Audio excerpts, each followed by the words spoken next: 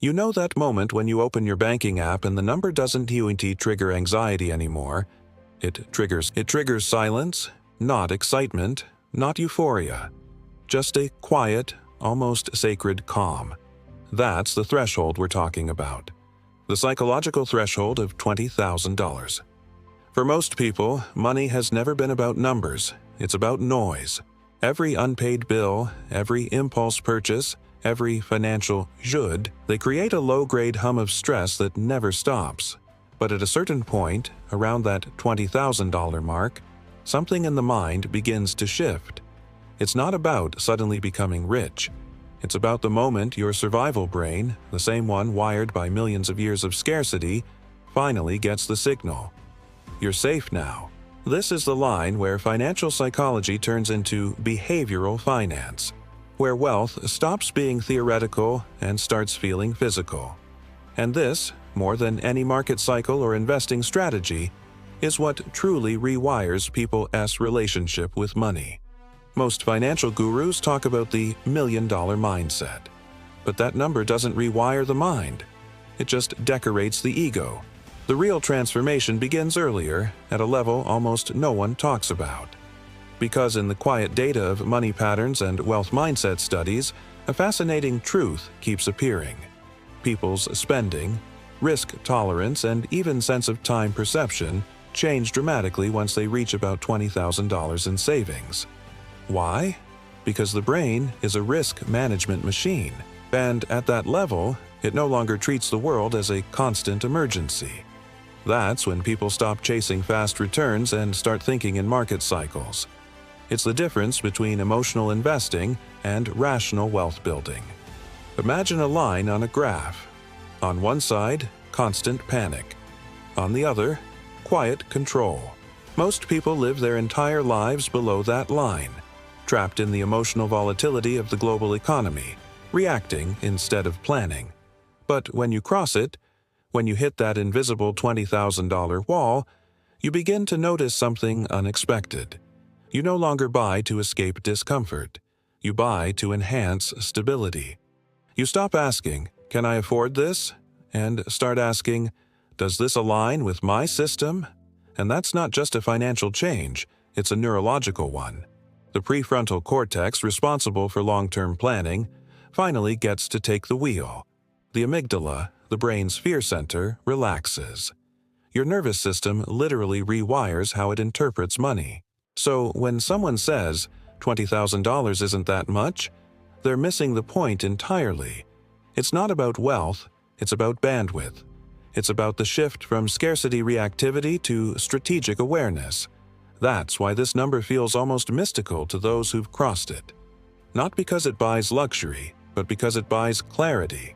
In this video, we're going to break down what happens psychologically, behaviorally, and systemically when you reach that threshold. We'll trace it through financial history, we'll decode the investor mindset, and we'll look at why this milestone might be the quiet key to surviving the next economic reset.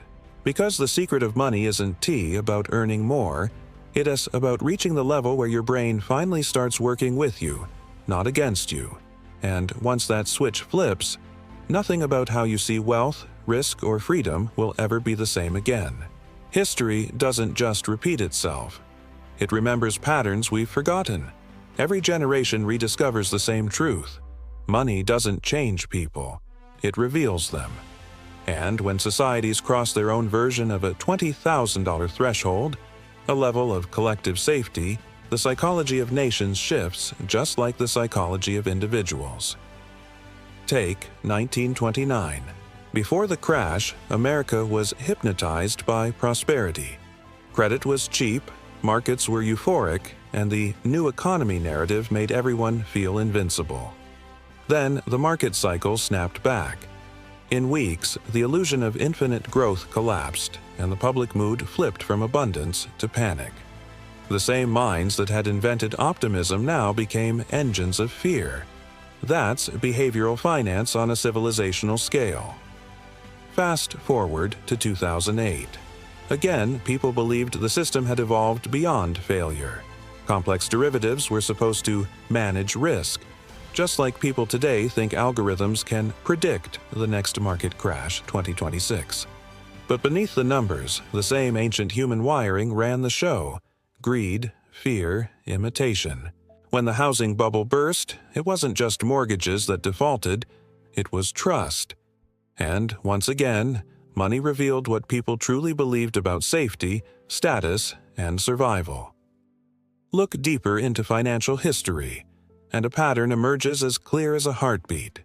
Each boom and bust follows the same emotional rhythm: hope, euphoria, denial, fear, collapse, reflection. Then the cycle restarts, dressed in new language, new tools, new technology. The Romans did it with silver, the Dutch with tulips, the British with railways, and modern investors with stocks and crypto. Different assets, same amygdala. Every time a society hits its version of enough, it relaxes and then forgets. That collective forgetting is the real mechanism of wealth transfer, because the disciplined few, the ones who remember the pattern, accumulate not just money but awareness. They move quietly while others chase noise. And when the reset comes, they are ready, not because they predicted the collapse, but because they understood the psychology behind it. Here's the hidden symmetry. What happens to nations at the macro level happens to individuals at the micro level. Your personal finances are a miniature empire complete with expansion, debt, overreach, and correction. When you're broke, you behave like a panicked market, overreacting to every signal, trying to time every move. When you reach stability, that personal $20,000 threshold, you begin to act like an empire at peace. Long-term thinking returns. You stop selling the future to buy comfort today. That's why studying history isn't just about knowing the past. It's about seeing your own mind in motion. The same money patterns that move civilizations move your daily choices. And unless you learn to recognize them, you'll repeat them just like history does. So, when people say, "We'll never have another 1929," or 2008 can T happen again, they're technically right. Not in the same form, but emotionally, psychologically. It's already happening, every day, inside millions of individuals living one paycheck away from collapse. Because the real crash doesn't start in the markets. It starts in the mind. The moment fear overtakes strategy, and people forget the difference between value and validation.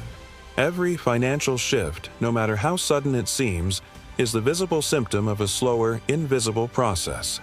A pattern that builds quietly inside both systems and minds. When you zoom out, you realize the economy isn't a machine built by experts. It's a collective nervous system, made of billions of individual decisions reacting to fear, hope, and memory. That is why behavioral finance exists, because even the most complex markets are still ruled by the psychology of their participants. Let's start with a simple truth. Money is just stored belief. It only works because we agree to believe in its future value. But when that belief becomes unstable, when people start doubting tomorrow, the entire structure begins to tremble. That's not just an economic event, it's a neurological one. Our species evolved to scan for danger, not opportunity. So when uncertainty rises, our brains flood with cortisol, narrowing our focus from long-term planning to short-term survival. That's why during every crisis people liquidate assets they should hold, buy things they don't need, and make decisions that betray their own logic. In investing behavior, this looks like a universal cycle: confidence, greed, hesitation, fear, capitulation. Every investor mindset, from amateur traders to global institutions, moves through this same emotional loop. Markets rise not because people suddenly understand value, but because they synchronize their optimism. And markets fall not because fundamentals disappear, but because faith does. This is the true systemic mechanism behind every market cycle. Collective emotion disguised as rational analysis. When everyone feels rich, risk becomes invisible. When everyone feels threatened, even opportunity looks like danger. The tragedy is that the system amplifies these emotions. Media, metrics, and algorithms reward immediacy, not patience. And so the crowd becomes a feedback loop. Fear breeding fear. Greed breeding greed. Until the loop breaks and the economic reset begins. But here's the quieter truth hidden beneath the volatility. While most people react, a few people reflect. They understand that wealth isn't the opposite of poverty. It is the opposite of panic. They recognize that stability isn't built from predicting markets. It's built from mastering responses. In this sense, the financial psychology of an individual mirrors the architecture of an empire. Both rise when they can delay gratification, and both fall when they can't. That's why the $20,000 threshold matters more than any investment trick. It's not just a financial buffer, it's a neurological firewall. It separates impulsive decision-making from strategic awareness. At that level, your internal economy stabilizes. You start thinking in probabilities instead of emotions. You stop interpreting every market dip as a personal threat. The system, however, depends on the opposite. It thrives on attention volatility, the constant churn of dopamine that keeps people consuming, trading, scrolling, reacting. It needs instability to survive, because attention is the modern currency. That's why calm investors look almost alien in this environment. They move slower, talk less, and seem detached. But that detachment isn't apathy. It's agency. It's the ability to see through the noise, to recognize that markets crash when people do. So, if you trace the mechanism all the way down, you find that the economy doesn't collapse because of bad math. It collapses because of fragile psychology, the inability to stay grounded when the system shakes. And just like individuals cross a psychological threshold around $20,000, societies cross theirs when collective emotion overwhelms logic. That's when institutions overextend, trust erodes, and the narrative resets. In other words, what we call a debt crisis is really a crisis of memory. And what we call a market crash is just a civilization remembering what fear feels like. We live in an age where the markets never sleep. The news cycle never ends, and the line between perception and reality blurs by the hour. The algorithms have become our new oracles, whispering price movements, trends, and forecasts in a digital language designed to trigger emotion before thought. Yet, beneath all the noise, the same ancient rhythms continue. The same market cycles, the same fragile optimism, the same inevitable correction. And if you listen closely, you can feel it. The next economic reset already humming under the surface. The conversations have changed. AI will stabilize the economy. Automation will make markets efficient. Decentralization will make crashes impossible. But the psychology hasn't. People still panic.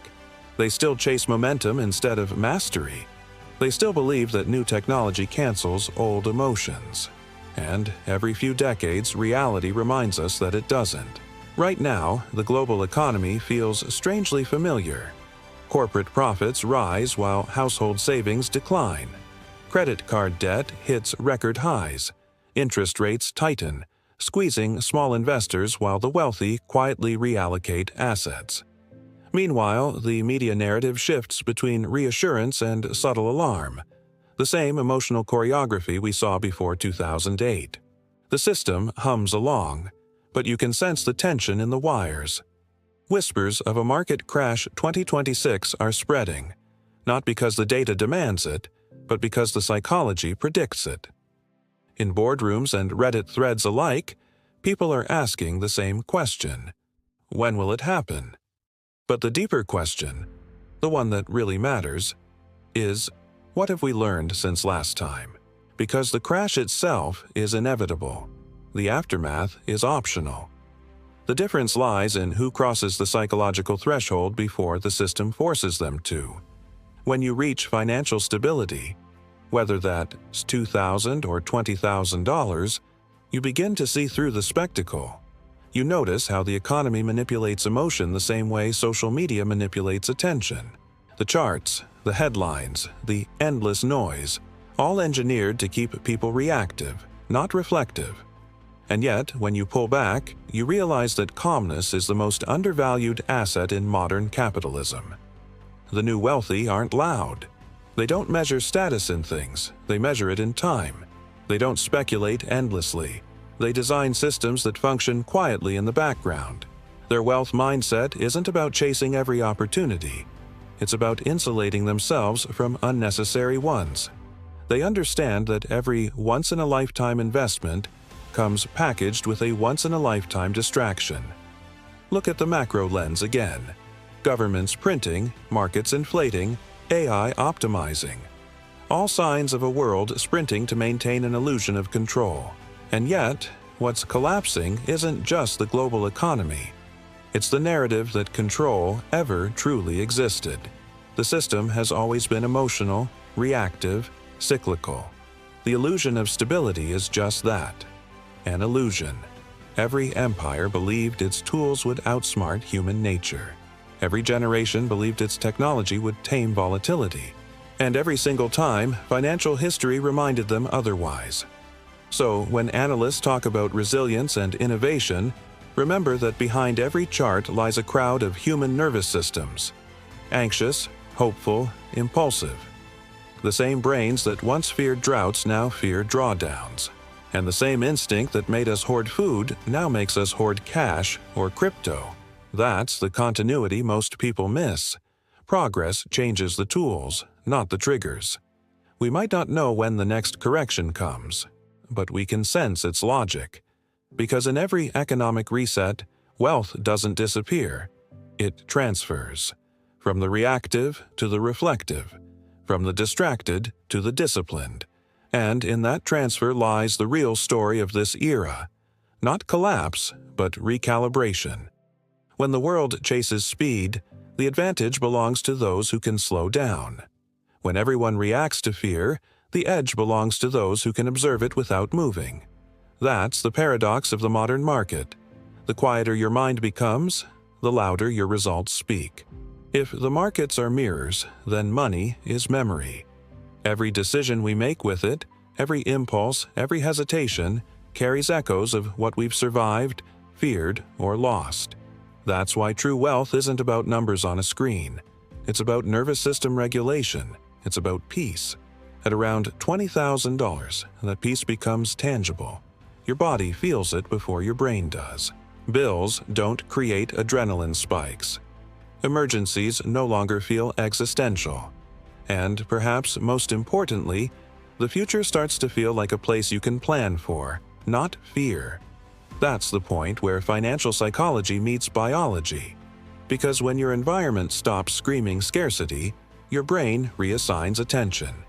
Energy once spent on panic becomes available for planning. That's when habits change.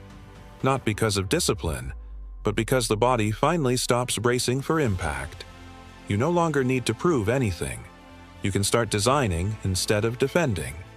The field of behavioral finance has a name for this: psychological safety capital. It's not listed on any balance sheet, but it's the foundation of every wealth mindset that lasts. Without it, even millionaires self-sabotage. With it, even modest earners can build quiet empires. Because once your mind experiences stability, it seeks to replicate it. And that shift, from chasing pleasure to protecting peace, is the real rewiring. This is why people who cross the $20,000 mark often stop talking about making money and start talking about systems. They begin tracking habits instead of prices. They think in cycles, not spikes. They start practicing quiet investing, the kind built on detachment, patience, and internal calibration. They realize the goal isn't financial freedom, it's emotional neutrality. The irony is that this calm is what most people misinterpret as boredom. Our culture has trained us to equate excitement with progress. But excitement is often just disguised anxiety, the constant need to do something in the markets, to chase the next opportunity, to optimize every move. That's the same survival loop in a new costume. And it's why so many smart investors eventually burn out. The most successful ones aren't always the most intelligent. They're the ones with the fewest emotional triggers. They don't react to noise because they've already crossed the inner threshold that tells them they'll be fine, even if the market isn't. That's the hidden superpower of financial stability. It makes rationality sustainable. Here's the paradox most people never see. The same psychology that helps you earn money is the one that prevents you from keeping it. Ambition without calm turns into gambling. Growth without reflection becomes consumption. But awareness, quiet, steady awareness, converts energy into longevity. That's why markets change because people don't isn't a criticism. It's a reminder. The external system may evolve, algorithms, currencies, interest rates, but the internal system, the human operating software, still runs on emotion. Until we learn to regulate that, every generation will rebuild the same financial tower and watch it fall again. But for those who understand the pattern, who see the link between their bank balance and their breathing, money stops being a mystery. It becomes a mirror, and in that reflection they find not just wealth, but wisdom. If there's one thing history, psychology, and experience keep proving, it is that survival doesn't belong to the loudest. It belongs to the most aware. The world will always swing between boom and bust, confidence and collapse, euphoria and exhaustion. But within that swing, you get to decide how much of yourself moves with it. The $20,000 threshold isn't just a financial checkpoint. It's a psychological doorway. Crossing it doesn't mean you've won the game. It means you've earned the ability to finally step back from it. You stop playing defense. You start designing systems that outlast moods, trends, and even crashes. That's when money stops dictating your emotional weather. That's when wealth becomes peace, not pressure. We live in a world obsessed with velocity. Faster growth, quicker gains, instant results. But the deeper wisdom of every wealth transfer in history is that stability moves quietly. While the masses chase the next signal, the calm ones consolidate. While the crowd speculates, the aware ones simplify. And while most people prepare for the next boom, the disciplined few prepare for the next reset. You can feel it building again. The tension in the global economy, the emotional fatigue in markets, the creeping uncertainty disguised as confidence. The data may change, but the psychology doesn't. Those who study financial behavior understand that every collapse is also a calibration. Every contraction forces clarity, and every reset redistributes not just capital, but consciousness. So here's the real question. Are you positioning yourself to react or to remain? Because the future won't reward those who predict best. It will reward those who remain steady when prediction fails. The new wealth will not be measured in assets alone, but in attention, in the ability to stay grounded when everything else wobbles. And that's something you can start building long before any market crash or crisis. Learn to detach from the noise. Design systems that protect your clarity. Build buffers that let your prefrontal cortex, not your panic, make the call. And, most importantly, treat every dollar not as freedom itself, but as feedback. Because money is just energy with a mirror attached. And how you handle it reveals how you handle yourself. In the end, the $20,000 threshold is not a finish line. It's a signal. It's the mind's way of saying, you're safe enough to think clearly now. And from that clarity, everything changes. Not just your finances, but your sense of identity, time, and peace. That's why understanding the psychology of collapse isn't fear. It's preparation.